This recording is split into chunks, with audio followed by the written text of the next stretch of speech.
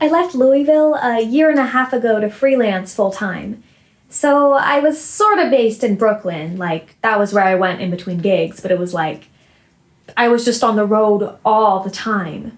And then I was in DC, and then I flew to Phoenix, and then I flew from Phoenix to Minneapolis. And we were 5 days into rehearsals when they were like, okay, we're just gonna put you on pause for a week. And so then they kept us all here for a week. Like, a lot of theaters were like, get on planes, get out of town, bye, you know? And somehow the Guthrie was like, let's see what this thing is. I think that's how I ended up staying, because basically in the course of that week, we all learned that, like, the virus was terrible and everywhere. I just thought the idea of going back to New York felt crazy. And then the idea of, like, throwing right into a garbage can to, like, live in a small box felt crazy. So, yeah. So, that was, like, my big pivot is, I was, like, for the first time in 44 years, I made a decision based on my personal happiness, not my career.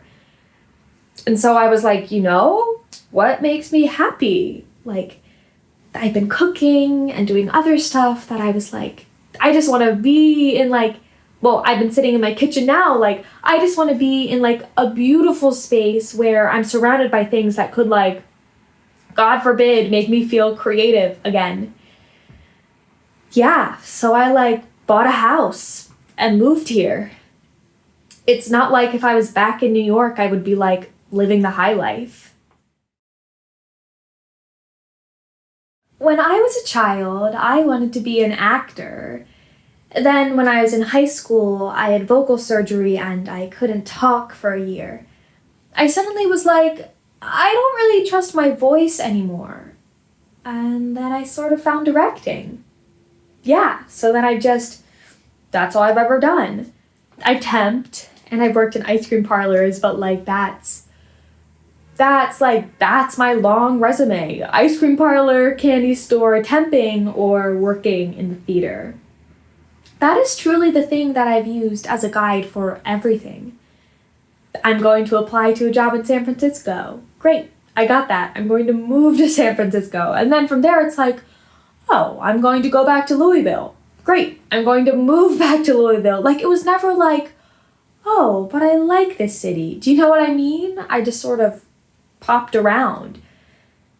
And I think since leaving Louisville and freelancing, I have a much clearer sense of like, oh, actually, I won't just move anywhere now. Like, there are things that I want out of the place that I live.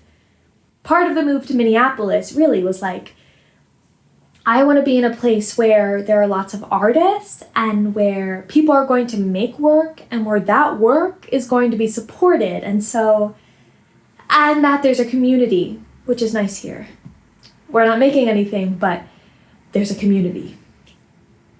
I spent 10 years in like helping run regional theaters, and then to make the decision to return to freelance and to have that time be cut immediately off into like an abyss is like, oh, so I sort of experienced it as trauma. Like, you spent 3 weeks just getting phone calls, watching everything you had lined up for the next year and a half get postponed. And then like 3 months later, you have to go through those calls again for it to be canceled. So it's like, I just can't. I really define myself by my career, and so I would say I was a director, and I was a producer, and a maker. And I'm an amazing party host, and so I am a host, like, incarnate. Like, I have dinner parties, I have lots of events in my home, like, I like bringing people together.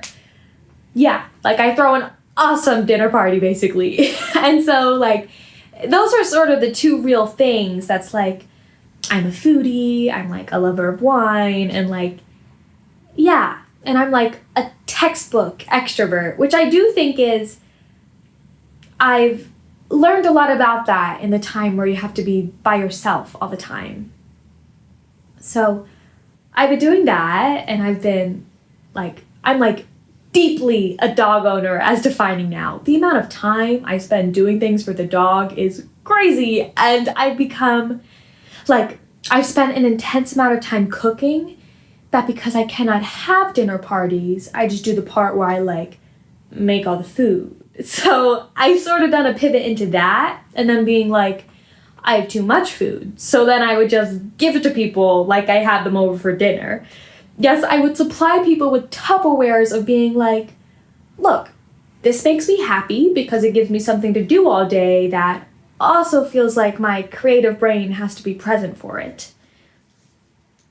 And then in the world of activism, I feel like being in Minneapolis when everything went down with George Floyd was very, very intense because I was living in a corporate high-rise building in actor housing. And it was right on a corner that goes to downtown, the street that he was killed on, just 2 miles down the road. So when the National Guard came in, it was there were just tanks and surrounding, if you saw the footage of the tractor trailer that ran into the crowds of people on the highway, I saw it happen because we were on the 12th floor. It was incredibly intense to bear witness to and want to participate in, but being at the time deeply afraid of COVID and watching the protests go by and being that's really 40% mask. It was very weird because it was feeling what it's like to be under house arrest with none of the good feelings of community and activism. So suddenly it went to okay, we all bang pots and pans when things come by, so they know we are supporting. And I'm going to put a big Black Lives Matter sign to cover my window and no, just trying to find a way in. It was the loneliest I've probably ever been in my life, with just having to bear witness to tanks, curfews, and police officers on motorcycles following me while I walk a puppy. I think I spent so much time defining myself through my work and through other people's what I could get as feedback from other people. So when that all goes away, it's what do you mean? I'm oh, I have to find that definition myself in a way that I've never had to. So now I think having downtime has been great, you know what? I have time to phone bank, I have time to text bank, to really feel you're a part of something. Then my deep belief system of the change that has to happen in this country does help motivate me. I feel there were so many things that were siloed before we came into this time. And I do think that the activism that came out of George Floyd and what that actually means in terms of the questions of what we're really asking about and really examining about what racial equality looks like in this country. And I think because so many people were unemployed, we have had so much time to not, that it doesn't get to be swept under the carpet again. That it doesn't get to be oh my God, that was so sad and so crazy, but I'm in tech next week. You know what I mean? I can already say just in reflection and really owning our own privilege, I get to work that out with myself, with the hope being that when I can be with other people again, I have actually done the work. I feel we hear about doing the work all the time, but don't have the time to do it. And now it's there's just no excuse.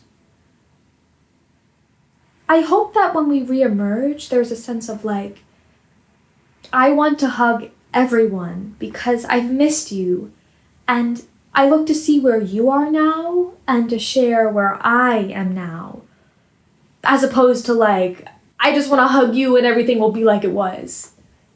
it's not going to be like it was again. And that's a good thing.